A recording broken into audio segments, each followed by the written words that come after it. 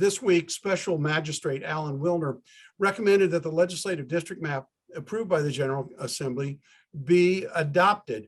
Mark, you probably know better how those districts are shaped. What happens now if the Court of Appeals adopts the recommendation of the special magistrate? Well, that's one option. Obviously, then the maps as designed or developed by the legislature would go into effect. There is some expectation that between say Monday with sine die and the 15th, which is the deadline for candidates to file, that the Court of Appeals will rule, so in a very narrow window.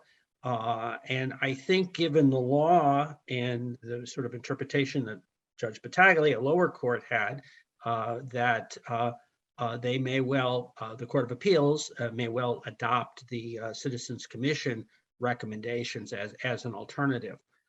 So I'm not sure that the master's opinion is so dispositive. I think the Court of Appeals will act on its own, looking at the state constitution, which provided the basis for the change in the congressional districts. So, Mike, let's just play what if. What if the Court of Appeals, which, as you know, pointed out, has many justices appointed by Governor Hogan, rejects the legislative district? What kind of chaos will that bring?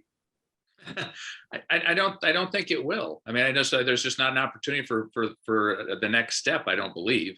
So I mean, I think you've got a path forward, and if they reject it, they've got an alternative to put on the table. So I don't see that there's a lot out there that will throw into chaos.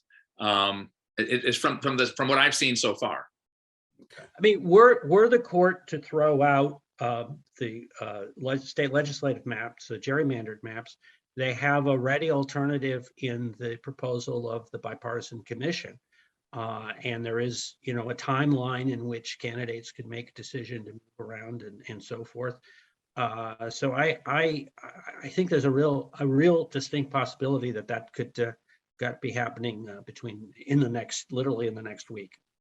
And I think the biggest challenge is, and I said this on a couple of weeks ago, is just getting candidates in the races and actually getting races underway.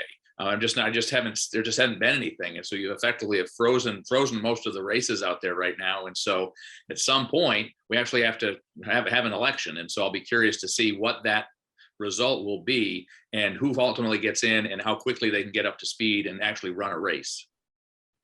Well, I think you're going to have the last word there, Mike. It'll be interesting to see what the Court of Appeals ultimately decides. And as Mark pointed out, the clock is ticking.